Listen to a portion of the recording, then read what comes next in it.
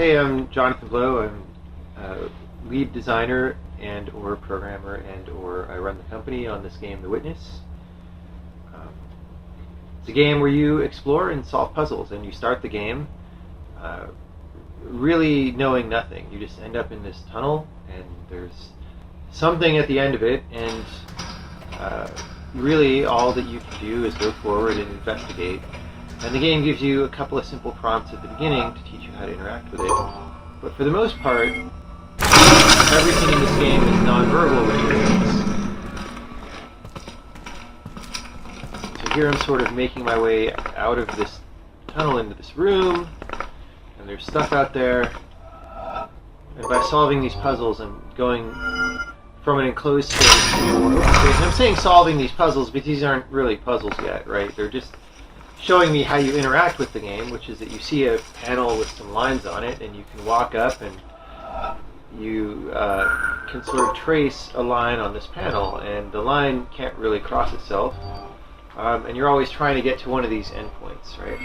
So the game starts throwing these mazes at you that are a little denser, but they're not really... this isn't a puzzle-solving challenge yet. It's more of a getting used to what the game looks like, right? The game's easing you in what the game looks like and how it behaves. So if I go over here, I'll just show you a mildly. This is about as tough as like a simple maze would get, where you sort of look at this and you can start on either side, and it's not obvious exactly where to go, but you need to go up there.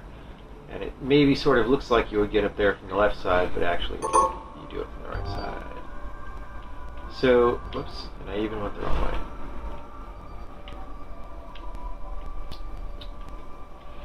So anyway, that's the UI to this sort of the most basic level of the game. After I do a couple more of those, I would be able to solve this panel, because it would be all lit up, and get out of this force field area. So I'll just cheat that off for a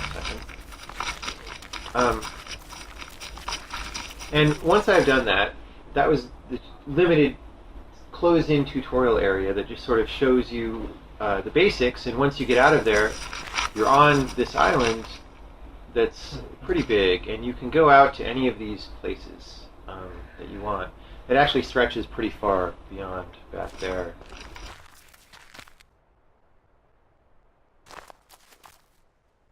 The interesting thing about the game is that the UI is kept very simple, so there's actually not much to tutorialize.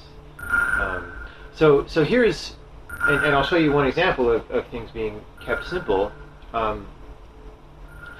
After those simple line panels that I just did, you come out here, and the next thing you're hit with is like this thing that looks very complicated and intimidating maybe. Like, what even do? I can like trace around it, but it's not accepting that, it's wrong.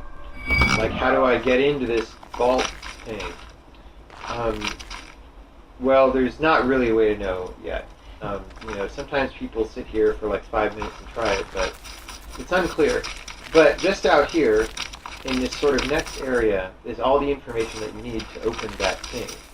So if I come here, I don't have to come here, right? I can just keep exploring. But if I come here and investigate this, I see this.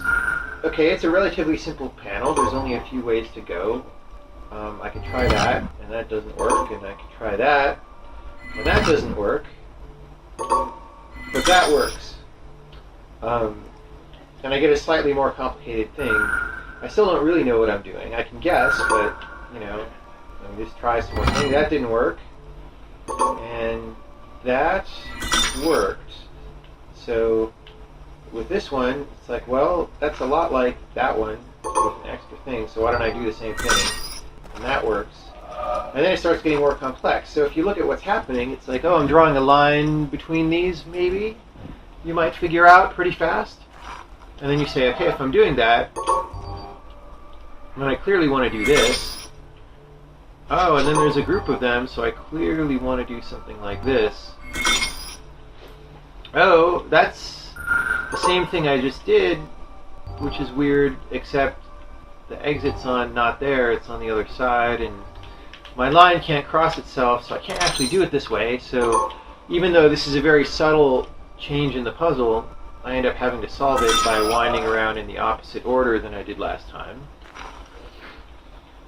And then it starts throwing, you know, a disjoint group. So there's a, you know, up till now there's been all the white stones together, and now there's one way up here. And then there's a blank square. Do I include that with this guy, or do I do like that? Fortunately, it doesn't matter. Here's another one where actually it turns out that I have to go around the other way again, but the reason is different this time. The reason is because the exit is between the disjoint groups, which is kind of interesting. You might not understand that if you don't think about it pretty hard. You might just try it both ways, but it's there to be thought about for people who are interested. And this last one looks like the same sort of thing that I've done, but you know, I obviously can't get to the exit this way, or I can do that, but I won't get that guy. And I can't. I'm also blocking it this way. So what's going on? Well, in the past few puzzles, you sort of look at this as one group that you have to go around, but actually now you cut through the middle, right? You sort of break the pattern that you've been seeing earlier. So this is sort of one very basic kind of puzzle in the game. You see over here another very basic kind of a puzzle. This one, you know, has these little spots in here, and if you go, say, this way, that one flashes at you like it's mad, and if you go this way, that one flashes at you. So pretty quickly people figure out, well, I should just do both of these, and you get it, right? And so from here you end up in increasingly sophisticated situations. You know, like I can do that, and this looks a lot like the same thing that I did, but I can't actually solve it the same way because I trap myself, and so on. So by themselves, these start out as relatively simple. You know, I'm solving a logical kind of a problem. But there's something subtle that happened here too, which is that you learned a relatively nuanced idea of how these symbols work, like this one and those ones. You now know what to think when you see them. And so if we come back to this very intimidating door, actually we know everything that we need to solve this now. And in fact, the door is kind of a coded message to you, actually, if you read it, because there's 4 places I could start, right? I always start at one of these circles. But if I try to start here, once I know how this works, I know this is impossible to start, because I need to cover that, and I also need to cover that, but I can't cover both, right? Because my line can't go through itself. So this is actually a very simple message. Don't start there, right? And this one is the same. Don't start here because, you know, I need to cover that and I need to go between those, but I can't do both. So the only place that I can start is here. And then I know I have to cover these guys, and I have to cover these guys, and I have to go between these guys, and so on. And eventually you get the door open. So what this is, you know, in traditional adventure games, or even action games and stuff, you have key and door puzzles where you have to go find a key and you open a door. This is the same thing. I need a key to open this door, but the key is only knowledge. The key is only, do I understand what all these things mean?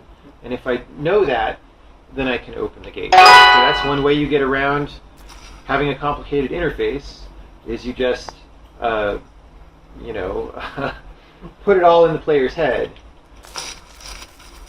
So you don't need to tutorialize people on inventory if there is no inventory, right? And then, so from there on, the game gets a little more involved. I can give you a little more of a bird's eye view. At the beginning of the game, you see all these panels. You see all these panels where you're working on a problem isolated to the panel, so everything you need to know is in there. But later in the game, the panels become something else. They become a clear indicator that a puzzle exists, but you have to search your environment for clues about really how to deal with that. There's a bunch of different areas. So the well, I just streamed all the graphics out. Okay, there we go. You don't fly in the game, so we don't have those kind of visual artifacts. But so the area I covered was just this limited thing, and there's puzzles out across this whole island. It's probably between 20 or 30 hours of gameplay, depending on how good you are at solving puzzles. Maybe even more than that, actually, because we just keep adding stuff to the game. And I don't know, it'll be released next year sometime, toward the middle of the year probably. So console exclusive to PS4 will probably be simultaneous on PC. And then we'll do other platforms later.